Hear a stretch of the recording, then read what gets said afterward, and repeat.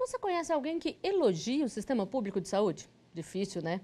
E alguém que tinha plano de saúde e não tem mais? Aí é bem mais fácil. Só entre dezembro e janeiro, 200 mil segurados deixaram o plano que mantinham. Desde 2015, 2,5 milhões de pessoas seguiram o mesmo caminho. Terreno fértil para novidades. E uma delas é a Clínica Popular. Não há um levantamento de quantas clínicas populares funcionam no Brasil. Elas surgiram para atender quem não quer enfrentar as filas dos hospitais públicos e não tem condições de pagar por um plano de saúde. Normalmente, cobram um preço único pelas consultas. E o valor é bem menor do que nas clínicas convencionais. Exames variam de preço, mas também são mais baratos que os das concorrentes. São mais baratas, por isso tem o nome de populares. Será que para criar uma é mais fácil do ponto de vista jurídico? E a fiscalização? É como em qualquer outra clínica? Onde é que esse assunto se encaixa no artigo 5º da Constituição? Vamos ver. A Constituição garante que todos são iguais perante a lei e assegura a inviolabilidade do direito à vida. Também determina que o Estado deve promover, na forma da lei, a defesa do consumidor. O artigo 5º está no ar.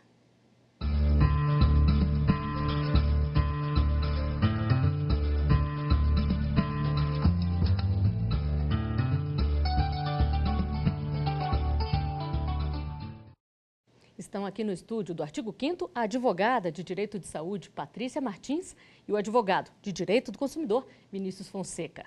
Obrigado por virem ao nosso programa. Doutora Patrícia, eu mencionei agora há pouco se é mais fácil, mais difícil criar uma clínica como essa. Tem alguma diferença do ponto de vista jurídico? Olha, do ponto de vista jurídico, não, né? Seria um pouco mais do ponto de vista financeiro, mas nesse campo jurídico ele segue as mesmas regras e as mesmas, mesmo tipo de fiscalização. Doutor Vinícius, e essas clínicas, elas estão preenchendo aí as lacunas que foram deixadas, ou melhor, que surgiram quando as pessoas começaram a deixar os planos de saúde? Bom, isso aconteceu porque houve um desemprego muito alto. Então, esse desemprego fez com que essas pessoas procurassem por outras formas de prestação de saúde, né? No caso, quem tinha o plano de saúde coletivo, no caso dessas empresas, deixou de ter.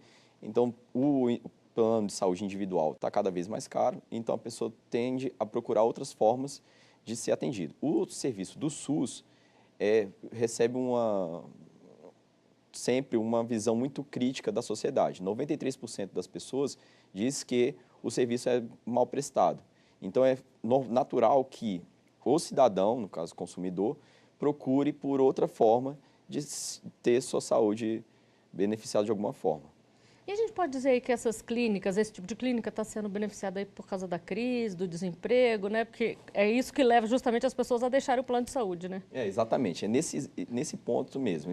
Foi criado um vácuo entre o SUS e o plano de saúde. Essas pessoas que normalmente da classe C e D não têm acesso à saúde como gostariam de ter acesso. Então, essas clínicas apresentam uma prestação de serviço mais célere, sem fila, um atendimento mais rápido, então, logicamente, faz com que o cidadão procure esse atendimento.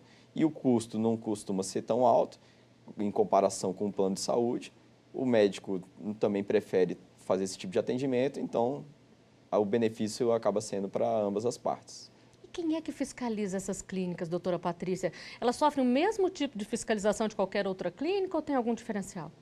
Elas são fiscalizadas pela vigilância sanitária, né? Até porque eles têm que mostrar o local onde vão funcionar. Também os bombeiros, porque tem que ter um alvará de funcionamento para isso. Não deixa de o CRM também fiscalizar para que tenha esse respaldo para a população. E já existe algum levantamento aí de onde que no Brasil tem surgido mais dessas clínicas ou onde elas seriam mais necessárias? São Paulo tem muitas clínicas, ainda tem esse serviço expresso, que muitas vezes funciona nos shoppings e nos metrôs, que só precisa de um atendente e de um clínico geral. Então, as pessoas procuram bastante nessas cidades com grande fluxo de pessoas. É um mercado em crescimento, então, né? Bastante. Bom, a nossa produção gravou algumas perguntas nas ruas sobre as clínicas populares. Tem muita gente com dúvidas. Nós vamos à primeira delas. Pode rodar. gostaria de saber se existe algum preço padrão para o atendimento nas clínicas populares. Doutor Vinícius, tem esse preço ou aí vai da negociação? Não tem nada estipulado, não existe lei que estipule um valor para essa cobrança dentro dessas clínicas populares. Eles variam entre R$ 70 a R$ 120 reais, né? Mas não tem uma estipulação que seja jurídica ou que seja por uma lei, né, que estabeleça um valor. Mas, a princípio, eles tentam exatamente esse nicho de mercado que seja uma consulta mais barata. Portanto, eles costumam cobrar aí um valor de R$ 100 reais, variando, como eu falei, de 70 para 120. E como é que essas clínicas, doutora Patrícia, conseguem manter o preço abaixo? Porque elas têm um funcionamento ali, como outra clínica, passam pelo mesmo tipo de fiscalização, seguem os mesmos requisitos para poder se manter juridicamente. Como é que elas conseguem esse preço mais baixo? Como o doutor Vinícius mencionou, é um nicho, onde o empresariado está focado, né, em trazer novas tecnologias, e como está falando, é empresarial. Então, ocorre que estão seguindo um caminho que é muito utilizado nos Estados Unidos, né, essa metodologia norte-americana, e que os empresários estão vendo que o Brasil, com essa crise que nós estamos passando, vai ser um nicho que, pela quantidade de pessoas que vão utilizar a clínica, dá um bom retorno, sim, para o empresário. E é bom para o empresário, doutor Vinícius, atender mais barato e atender mais gente? É uma visão que eles estão tendo agora, e não só o empresário, mas também os próprios profissionais da área de saúde? Para o empresário, logicamente, a gente está vendo vários casos de um êxito muito alto. De fato, essa cobrança por um local mais simples e com consultas mais rápidas faz com que leve pela quantidade. Não sei se talvez perde um pouco de qualidade, a gente não tem um nível alto de reclamações a respeito. E com relação ao médico, se você verificar pelo plano de saúde, ele recebe 30%, 40% do valor da consulta. Nesse caso, o empresário costuma pagar 60%, 70%. Ou seja, o médico também se vê beneficiado por essa forma de atendimento à comunidade. Então, nesses casos, eu acredito que tanto o empresário quanto o profissional, no caso de medicina, eles estão sendo beneficiados, sim. Quer dizer que então existe aí esse acordo de cavalheiros, vamos dizer assim, a consulta é mais barata, mas porém o percentual repassado acaba sendo mais alto. Os custos para o empresário, eles acabam sendo de fato muito vantajosos. É diferente de um plano de saúde, que ele tem que manter um atendimento para vários locais. Então, de fato, a gente percebe que o custo vai ser diferente. Então, o benefício que o empresário ainda costuma ter é muito alto, porque o número de atendimentos é também muito alto. Então, ele ganha pela larga escala de atendimentos. Então, é natural que isso ocorra. Bom, e nós vamos à segunda pergunta. Pode rodar aqui na tela. O atendimento nas clínicas populares vai ser igual ao atendimento nas clínicas normais? Doutora Patrícia, o que a gente pode dizer aí para a Cidália? É o mesmo atendimento que tem que ser dado ao consumidor? Bom, o mesmo atendimento deveria ser dado. Todavia, como tem essa característica de ser mais rápido, ser mais célere, logicamente o médico não vai ficar fazendo uma anamnese mais minuciosa e vai direto ao ponto que deve ser consultado na hora. Então, essa característica, essa parte expressa, né? Como se fosse o quick, né? Uma quick massagem, assim. Seria bem mais rápido. Agora, em relação à qualidade, como é que deve ser aí esse atendimento, tanto da consulta quanto dos exames? Aí não pode ser tão mais rápido, né? Não, a qualidade, justamente os empresários querem mostrar que essas clínicas, apesar de ter um preço mais acessível, elas mantêm o padrão de qualidade. Então, existe esse nível de excelência, eles querendo demonstrar que uma coisa não denigre a outra, né? Não em detrimento da outra. Doutor Vinícius, como é que fica nos casos de emergência? Nesse caso é que eu penso que o consumidor vai ser mais prejudicado, porque essas clínicas populares não prestam atendimento mais complexo, elas prestam atendimento simples. Então, nesse ponto, se ocorrer, por exemplo, uma internação, ou se a pessoa sofreu um acidente de carro, vamos supor, e vá para o hospital, que provavelmente, se for um hospital particular, ela vai ter um atendimento que vai ser muito caro, e ela não vai ter o plano de saúde para cobrir esse atendimento. Ou seja, nesse ponto em que a clínica popular não tiver o atendimento, o consumidor vai ser muito prejudicado. E é esse ponto que eu de fato, tenham mais medo com relação a essa nova tendência. A gente tem visto também uma outra possibilidade que tem surgido. Muitas clínicas, muitos consultórios estão oferecendo aí possibilidade de exames à noite ou até nos finais de semana para poder cobrar mais barato. Como é que isso funciona? O interesse do empresário, nesse caso, é fazer com que aquelas pessoas que não têm tempo, por exemplo, hábil para ir até uma clínica ou verificar essa consulta em outros locais distantes, eles fazem o atendimento em locais mais públicos, mais de fácil acesso, né, próximos ao centro da cidade. Então, para fazer com que esses clientes, consumidores, cidadãos, permaneçam dentro desse atendimento dessas clínicas. E aí, dentro disso, se você verificar de uma maneira geral, o consumidor vai ser mais bem tratado porque ele vai estar próximo do local de atendimento que ele está necessitando. Então, dessa forma, tanto para o empresário, que está em esse interesse de fazer com que esse atendimento seja mais rápido, seja bem prestado, ele faz com que esse objetivo seja atingido. Isso é uma boa possibilidade também na visão da senhora, doutora Patrícia? Sim, eu acho que tudo que venha beneficiar o consumidor, né, diante desse panorama que vivemos, diante de tanta dificuldade para a pessoa, às vezes, trabalha 8 horas por dia, então facilita bastante a vida de quem precisa realmente de utilizar da saúde, né? Muitas vezes trabalha 8 horas por dia, como a senhora disse, não tem nem tempo para ir, né? Tem que pedir dispensa no trabalho, tem um outro problema, né? Com certeza. E no caso dos profissionais que atuam, isso não pode acarretar uma sobrecarga de trabalho e aí prejudicar um pouquinho o atendimento, já que aí vai ter que ter... Eles vão ficar mais horas ali para atender à noite ou no final de semana, ou aí tem que ser uma outra equipe, por exemplo? Não, estão trabalhando nesse sentido, assim, de equipes, né? Até porque temos muitos profissionais nessa área e muitos querem se dedicar a esse tipo de trabalho agora, como é o novo nicho, né? Então, já existem essas equipes diferenciadas também nas clínicas, para não ter essa sobrecarga. Tem que procurar solução para todo mundo, né, doutor Vinícius? Exatamente, essa é a ideia. Bom, o artigo 5º faz uma pausa e volta depois do intervalo. Aguarde aí.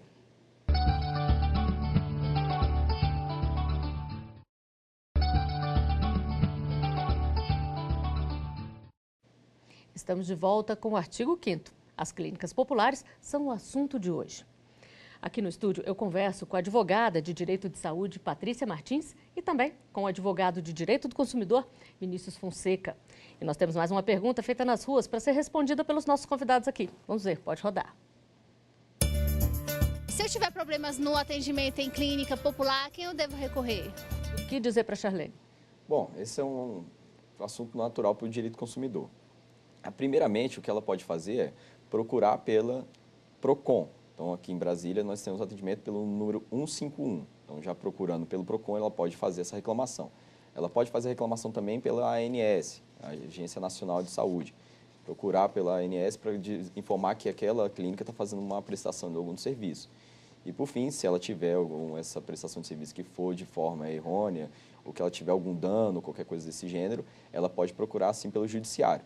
Nesse caso, pode ser pelo juizado especial civil, né? A não ser que haja a necessidade de fazer alguma perícia a respeito do tratamento médico que ela teve. Aí essa competência vai fugir do juizado, vai ser para a justiça comum.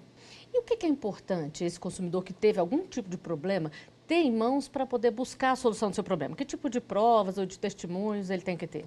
Bom, primeiramente, quando ele vai a essa clínica, ele vai receber um recibo do atendimento, comprovando que ele esteve ali, ou então um pagamento que foi realizado para essa empresa. Esse tipo de coisa é necessário para que depois ele comprove, ao menos, que esteve na clínica. Aí sim, essa questão do nexo de causalidade entre o fato que ocorreu e o dano ocasionado ao consumidor, ele tem a possibilidade da inversão do ônus da prova, né? Está no artigo 6º do Código de Defesa do Consumidor. Então, quando isso acontece, o fornecedor é que fica responsável para demonstrar que não houve o dano causado ao consumidor, e não o contrário. Portanto, o que vale para o consumidor é demonstrar que o fato ocorreu, ou seja, que esteve na clínica para ser atendido. Agora, doutora Patrícia, nós estamos falando aqui de possíveis problemas, mas a gente ainda não falou dos direitos desse paciente que foi até essa clínica. É o mesmo direito de um paciente que procura qualquer tipo de clínica, qualquer médico, ou tem alguma diferença nesse caso? Não, os direitos são os mesmos para qualquer tipo de clínica, sim. Né? É o direito abrangente, né? O direito universal à saúde, é o direito a você ter sua cidadania exercida, o seu direito à saúde. Então, elas são abrangidas pelas duas clínicas, devem ser atendidas da melhor forma possível. Bom, nós vamos rodar agora a última pergunta gravada pela nossa produção nas ruas. Vamos ver, pode rodar. Gostaria de saber que agora com as clínicas populares o governo vai diminuir o atendimento do SUS? Doutora Patrícia, uma coisa tem relação com a outra ou não? Nenhuma. Independente, você vai numa clínica convencional ou de uma clínica popular, né, acessível, o serviço público continua sendo acessível a todos. Então, muitas vezes, até o serviço do SUS também tem uma alta complexidade que muitas vezes você, mesmo estando amparado por um plano de saúde, você tem acesso ao SUS, né? Agora, isso pode ajudar, de alguma forma, a desafogar o SUS? Porque a gente já até falou aqui no início do programa, né, doutor Vinícius, que muita gente reclama porque geralmente é demorado, você custa conseguir marcar uma consulta, quando é emergência também demora o atendimento. Então, isso pode ajudar, de alguma forma, a desafogar também o SUS? Olha, para baixa complexidade, sim. Ainda é um ponto polêmico, né? Está sendo avaliado isso. Porque o que acontece? Desafoga na parte primária, mas, como eu estou te falando, como ele é acessível e rápido, muitas vezes de alta complexidade, quem vai prestar é o SUS, esse atendimento. Então, pode desafogar um pouco na base, mas lá no topo ele vai precisar do SUS. Então, ainda está sendo estudado, por isso que está tendo essa comissão técnica, né, no Ministério da Saúde, na ANS, para ver qual vai ser realmente o impacto no SUS. Pois é, a senhora falou aí da comissão técnica e essa comissão foi criada, ela tem um prazo aí para poder estabelecer uma forma, criar planos de saúde mais acessíveis ao consumidor. Como é que isso pode funcionar, doutor Vinícius? Bom, primeiramente com relação ao prazo que você mencionou, é de 60 dias, né? Eles vão ter uma prorrogação para o igual período. Eu prefiro analisar de forma otimista. Nós preferimos acreditar que isso vai dar certo.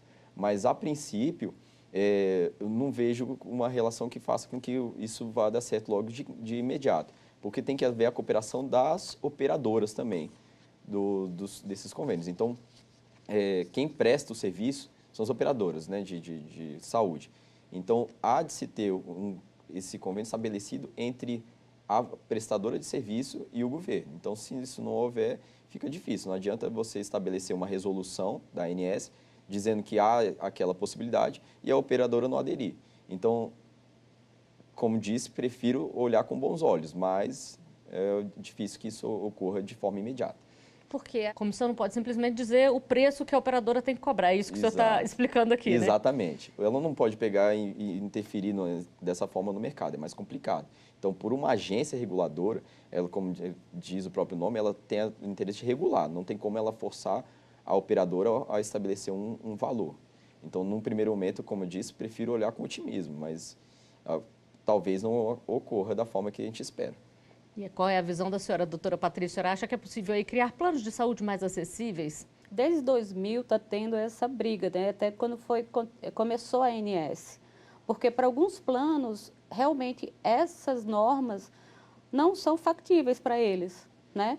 Porque os planos têm que abranger um home care, tem que ter uma gama de serviços que muitas vezes não está sendo lucrativo até.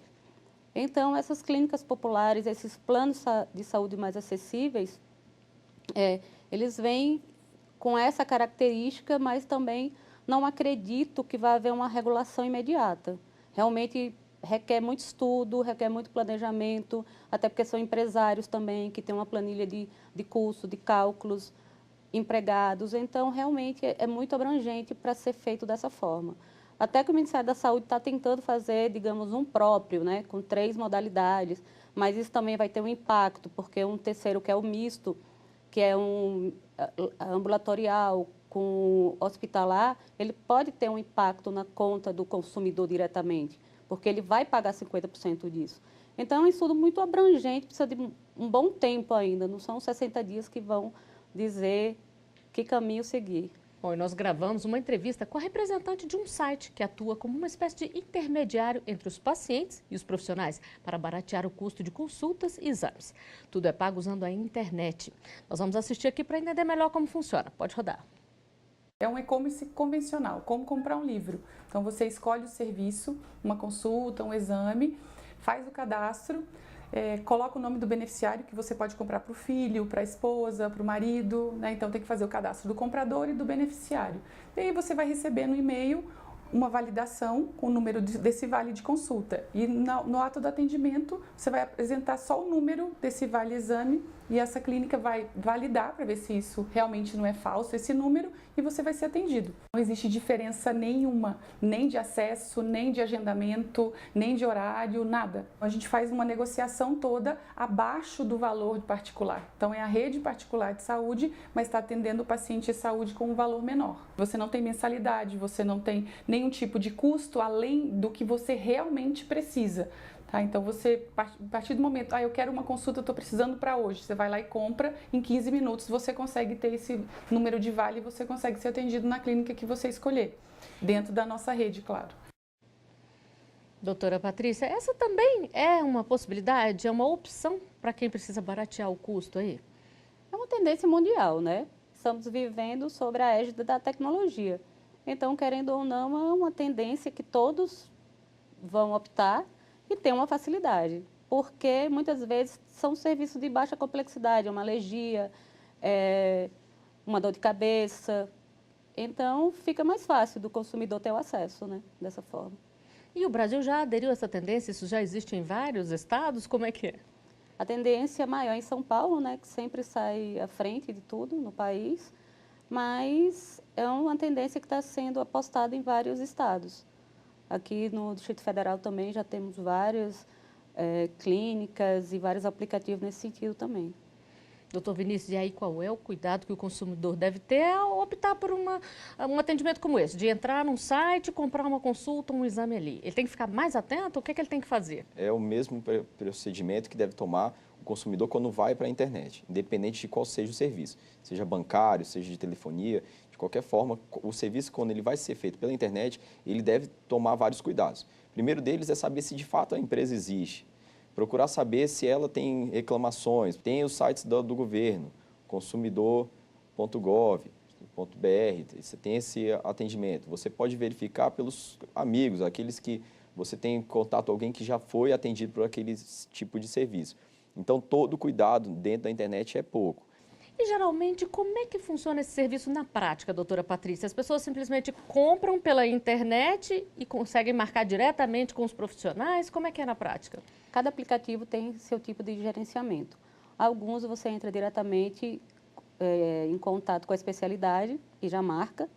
Outros você compra aquele pacote, já liga direto na clínica e adapta os seus horários e ao médico que esteja disponível para atender. Doutor Vinícius, e o que o consumidor deve fazer? Por exemplo, ele comprou ali uma consulta, comprou um exame com a promessa de que teria uma rede de atendimento, mas ele liga e nunca consegue marcar. O que ele deve fazer nesse caso? Quais são os direitos dele? O procedimento é praticamente o mesmo daquele que foi explicado com relação à clínica popular. Ele deve, primeiramente, procurar pelo PROCON, né? Ligando, como disse aqui em Brasília, o número é 151. Depois ele pode procurar pelas formas com relação à agência, né? A ANS. E, posteriormente, caso o problema se persistir de alguma forma, ele pode procurar pelo judiciário. Aí, nesse caso, o juizado especial. Não há necessidade de percorrer à justiça comum. Pode ser pelo juizado mesmo. Pequenas causas ele consegue resolver até mesmo sem a necessidade do advogado. Doutora Patrícia, quem é que fiscaliza esse tipo de serviço? Bom, o CRM está com vários estudos e resoluções, né? E também, querendo ou não, uma vertente é a vigilância sanitária também, mas o CRM é a princípio. E o consumidor tem que ficar de olho, né, doutor Vinícius? Claro, sempre ficar de olho, em todo momento. Bom, o artigo 5º de hoje está chegando ao final. Doutora Patrícia, doutor Vinícius, agradeço muito a presença de vocês aqui conosco. E eu agradeço também a sua companhia. Você pode assistir ao nosso programa pela internet, tvjustiça.jus.br, e também pode nos mandar um e-mail com sugestões de tema. Anote aí, artigo5@stf.jus.br. Até o nosso próximo programa. Tchau!